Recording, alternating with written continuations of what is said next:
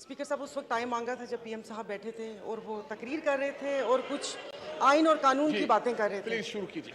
जी जी, मैं शुरू कर रही हूँ। तो मैं तब से लेकर अब तक तो कह रहे ना, हैरतों के दरिया में गोता जानूं कि समझ नहीं आ रही मुझे कि फिर क्रेडिट तो बनता है ना कि खान साहब ने इनकी भी आंखें खोल दी। तो फर्क क्या रह गया कि कुछ अरसा पहले इदारों पर उंगलियां उठ रही थी, उन पे सवालात उठ रहे थे, आज ये अदलिया पर उंगलियां उठा रहे हैं। तो वन मैन शो तो 75 सालों से इस मुल्क में, और अगर थोड़ा लाइटर मोड में बात करूं तो इतने सारे लोग वन मैन शो परफ्यूम भी लगाते होंगे। क्या पार्टी में वन मैन शो नहीं होता? तो पूछना, मुझे मेरे 2-3 सवालात हैं। पूछना ये था कि यह वन मैन शो कि नहीं होगा, क्या ये सिर्फ अदलिया की हद तक होगा या इसका इतलाक बाकी इदारों पर भी होगा? यानी कि आप हालात उस नहज तक लेकर जा रहे हैं कि नाउज़ुबिल्लाह फिर चीफ ऑफ आर्मी स्टाफ भी ना हो, सारे जनरल चीफ हों, एक उनका फैसला नहीं होगा। मुईशत तो तबाह कर दी, अब हाथ धोकर इदारों के पीछे पड़ गए हैं।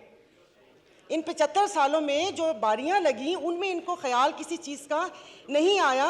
अब जब बात अपने पर आई तो फिर इनको इदारों की खामियां भी दिखना शुरू हो गई। जो आवाम मर रही थी और जो इंसाफ का जो क्या कहते हैं कितने नंबर पर चला गया, कहाँ से कहाँ तक, तब ख्याल नहीं आया। लेकिन वो कहते हैं ना कि जब अपने पाँव जले तो फिर इदारों के ऊपर आ गए। और उस वक्त से मुझे सिर्फ एक बात पूछनी है कि ये जो ऐवान है, ये अवाम का ऐवान है या इनके मसाइल हल करने की जगह है? ये कल भी जब ये स्पीच हुई थी, आपने ज्वाइंट सेशन बुलाया था, मैंने कहा शायद इस बाबरकत महीने में जो अवाम सहर व अफ्तार की लज्जतों से महरूम है, उस महंगाई में पिस रही है, शायद उसकी बात होगी। लेकिन वो लग रहा है जैसे कोई घिसी पिटी कैसेट वापस से लगा दी, और मतलब जैसे हम इस मुल्क के शहरी नहीं हैं या यादाश्त कमज़ोर है कि जो हमें पता ना हो कि यहाँ पर तोशा खाना का तो जिक्र हुआ लेकिन हार का जिक्र करना भूल गए। जब केस की बात हुई तो आप इनसे ये तो पूछें कि यूसुफ रज़ा गिलानी साहब के पिटीशन दायर किसने की थी? वो भी इन्होंने की थी। बड़े मियाँ साहब काला कोट पहन कर गए थे। और दूसरा, हंसी भी आ रही थी और तरस भी आ रहा था कि उन्होंने एक बात की कि अल्लाह पाक हमारी आसानियाँ दूर करें। पीछे बैठे हुए पटवारी ने समझिएगा पंखे, फैन, उन्होंने कहा आमीन। सुना ही नहीं कि अल्लाह पाक आसानियाँ दूर करे। और दूसरा, आपने साले मोहम्मद को बोला तशरीफ रखें, पीएम साहब बैठ गए, तो कितने मासूम हैं। तो यहाँ पर कोई ऐवान पे अवाम की बात करनी चाहिए। स्पीकर साहब, मतलब चीज़ें हाथ से जब फिसल जाएंगी तो फिर ये नुकसान पाकिस्तान का होगा। यहाँ पर मेरे ये इस तरफ बैठे वालों को ये खौफ था, जिसका वक्तन फ़वक्तन इजहार भी किया गया कि वो आ गए तो इनको नहीं छोड़ेंगे। उधर ये खौफ था कि अगर मैं अदालत चला गया तो ये मुझे, जेल चला गया तो ये मुझे मार देंगे। तो इस खौफ में तो गलत फैसले होते हैं। बहुत साल पहले कहा था हम इधर तुम उधर, और आज कह रहे हैं या हम या तुम। ये तो इनके बका की जंग है। और अगर अफवाज ये एस्टेब्लिशमेंट के लिए कहा था कि 2018 में रिगिंग करके उनको लाया गया, स्पीकर साहब आपकी तवज्जो जी, तो बकौल इनके कि वो मुसल्लत किया, तो फिर हम अपना लहू किन के हाथों पे तलाश करें? किन के हाथों में अपना लहू तलाश करें?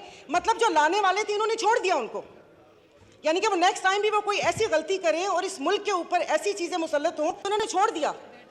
तो मेरे ख्याल में कि जो अगली बारी है वो दूसरे बारे की है। और बाकी अगर यहाँ से वहाँ गए तो वहाँ पर भी उनकी ही मदद शामिल थी, मैं बोल रही हूँ। और अफसोस इस बात का है कि मैं अभी अफ्तार बनाकर आई थी, दागी फलों से तो कोई फ्रूट चाट भी नहीं बनाता, इन्होंने हुकूमत बना दी।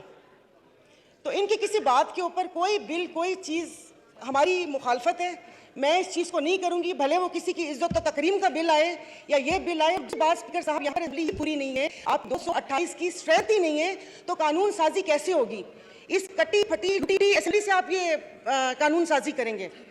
तो बाकी बस ये कि एक्सपंज बहुत सारी चीज़ें करने वाली थी जो नहीं हुई, ये पूरी की पूरी असेंबली को एक्सपंज कर देना चाहिए जो यहाँ पर बैठे हुए हैं। तो मैं इसकी मुखालफत करती हूँ, मेरी प्लीज़ पूरी बात सुन लीजिएगा। मैं बहुत देर से बैठी हुई थी, ये सब लोग अपनी नींद वींद पूरी करके इफ्तार करके आए हैं, हम लोग यहाँ पर बैठे हुए थे अपनी बारी का इंतज़ार करने के। खुदारा कि उस पर ना वो करें। अब एक शेर बनता है डस्के पे, सुना दूंगी। तो वो देखिए, तो ये ना करें कि चीज़ें हमारे हाथ से फिसल जाएं, अदलिया हो या अफवाज पाकिस्तान हो, हमारे लिए मोहतरम है। जब यहाँ पर सवाल उठना शुरू हो जाएंगे, वो पंजाबी का शेर है ना कि जितना ते हारना दो अलग शैवा, ए दुखियां ना साढ़े यक्के ते ना मारो, इन दुखियों से आप इक्के मार रहे हैं। तो ये जिस तरीके से यहाँ पर बैठे हैं ना, वो डस्के का बहुत लंबा शेर है, डस्के वाले नाराज हो जाएंगे कि जिनकी फितरत में हो डसना, वो डस के रहते हैं, तो डस्के वाले नाराज हो गए थे।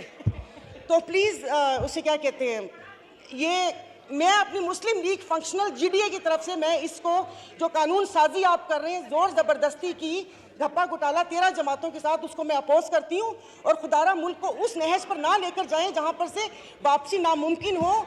सोशल मीडिया पे आपने इसराइल का हाल देख लिया होगा कि यहाँ पर खून और कश्त का बाजार गर्म ना करें। तो अच्छी बात है कि यहाँ मुट्ठी भर जमातों के लिए आप पूरे मुल्क का बेड़ा गर्क ना करें और किसी अवाम का भी कुछ ख्याल करके उसकी बात को कर लें। इसाक साहब बैठे हुए जिन्होंने शरबत भी लोगों की पहुंच से दूर कर दिया, उन्होंने को पूछा भी नहीं होगा कि अवाम का क्या हाल है, क्या हाल नहीं है। Thank you. बात हामिद हमीद।